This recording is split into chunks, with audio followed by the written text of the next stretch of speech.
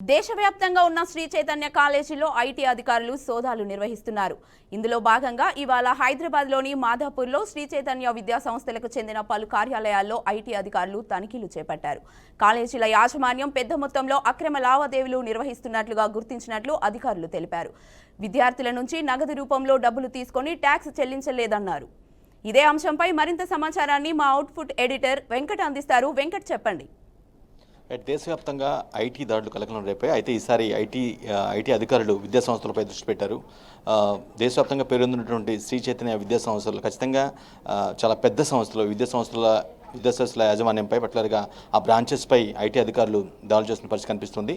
మాదాపూర్లో ఉన్నటువంటి శ్రీ చైతన్య విద్యా సంస్థలకు సంబంధించినటువంటి కార్యాలయాల్లో ఐటీ అధికారులు సోదాలు నిర్వహిస్తూ ఉన్నారు. అంతేకాదు ఏపీ, ఆంధ్ర, తెలంగాణతో పాటుగా దేశవ్యాప్తంగా ఉన్నటువంటి వారికి, ఎందుకంటే చాలా పెద్ద సంస్థలు కాబట్టి ఢిల్లీలో ఉన్నాయి, ముంబైలో ఉన్నాయి, బెంగళూరులో ఉన్నాయి, చెన్నైలో ఉన్నాయి. ఈ విధంగా చాలా వాళ్ళ రేంజ్ కొంచెం ఎక్కువ, చాలా పెద్ద రేంజ్. శ్రీ చైతన్య విద్యా సంస్థ అనేది చాలా పెద్ద రేంజ్ కాబట్టి సో ఒకే చోట అంటే ఏకకాలంలో అన్ని ప్రాంతాల్లో కూడా ఐటీ దాడులు చేస్తున్న పరిస్థితి కనిపిస్తుంది. ఎందుకంటే వాళ్ళకి వచ్చిన ప్రధాన కంప్లైంట్ విద్యార్థుల నుంచి వసూలు చేసే ఏదైతే ఫీజు ఉంటుందో వాటికి ఒక లిమిట్ అంటూ లేకుండా, అంటే అక్రమ మార్గంలో, అంటే ఒక ప్రాపర్ పద్ధతి లేకుండా వసూలు చేస్తున్నారు, వాటికి ఎటువంటి లెక్కలు లేవనే ఏదైతే ట్యాక్స్ చెల్లించట్లేదని ఏదైతే కంప్లైంట్ వచ్చిందో ఆ కంప్లైంట్ బేస్ చేసుకొని వాళ్ళు ఐటీ దాడులు చేస్తున్నట్టుగా అర్థమవుతుంది. ఆంధ్ర, తెలంగాణతో పాటుగా ఢిల్లీ, ముంబై, చెన్నై, అదేవిధంగా బెంగళూరు, ఈ 4 ప్రాంతాల్లో ఐటీ దాడులు అయితే కొనసాగుతూ ఉన్నాయి.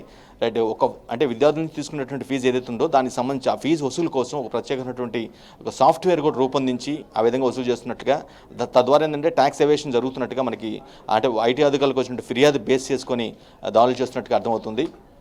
నిజానికి శ్రీ చైతన్య అంటే దేశవ్యాప్తంగా ఉన్నటువంటి పేరొందిన విద్యా సంస్థల్లో శ్రీ చైతన్యాన్ని మొదటిగా చెప్పుకుంటారు. ఎందుకంటే వారి యొక్క విస్తరణ ఆ రేంజ్లో ఉంది. చాలా ప్రాంతాల్లో వందలాది బ్రాంచెస్ ఉన్నాయి, చాలా రాష్ట్రాల్లో వారి యొక్క బ్రాంచెస్ ఉన్నాయి. సో అక్కడ ఇంకొకటి నానుడు ఏంటంటే, అక్కడ విద్యా సంస్థల్లో ఆ పర్టికులర్ శ్రీ చైతన్య విద్యా సంస్థల్లో ఎక్కువగా ఫీజులు వసూలు చేస్తూ ఉంటారు.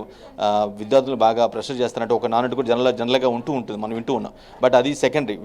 విద్యా విధానం ఏ విధంగా ఉందని సెకండరీ పెట్టినట్లయితే, బట్ ఫీజులు మాత్రం చాలా ఎక్కువగా ఉంటాయి, తీవ్రంగా తీసుకుంటూ ఉంటారు అనేది ఒక బలమైనటువంటి నానుడు కూడా ఉంది. సో ఈ నేపథ్యంలోనే వారికి అందిన ఐటీ అధికారులకు అందినటువంటి కంప్లైంట్ ఏదైతే బేస్ చేసుకొని అన్ని చోట్ల ఆల్మోస్ట్ దేశవ్యాప్తంగా జనరల్గా ఏంటంటే ఐటీ అధికారులు విద్యా సంస్థలపై కొంత తక్కువగా, అంటే ఇటువంటి స్కూల్స్ నుంచి ఆల్మోస్ట్ కాలేజెస్ వరకు కూడా చాలా వరకు అన్ని రకాల విద్యను అందిస్తున్నారు. కాబట్టి శ్రీ చైతన్య చాలా పెద్ద నెట్వర్క్ కాబట్టి మేబీ వీళ్ళకి అందినటువంటి కంప్లైంట్ బేస్ చేసుకొని అన్ని చోట్ల ఏకకాలంలో దాడులు చేస్తున్నారు. దీనిపైన అధికారిక ప్రకటన చేస్తారా లేదంటే ఈ రోజుకి ముగుస్తాయా లేదంటే మరో 2-3 డేస్ ఏమైనా కొనసాగిస్తారా లేదని తెలియదు కానీ, బట్ అధికారిక ప్రకటన చేస్తారా లేదనేది కూడా కొంత డౌట్ అయితే కనిపిస్తుంది. Right, thank you Venkat.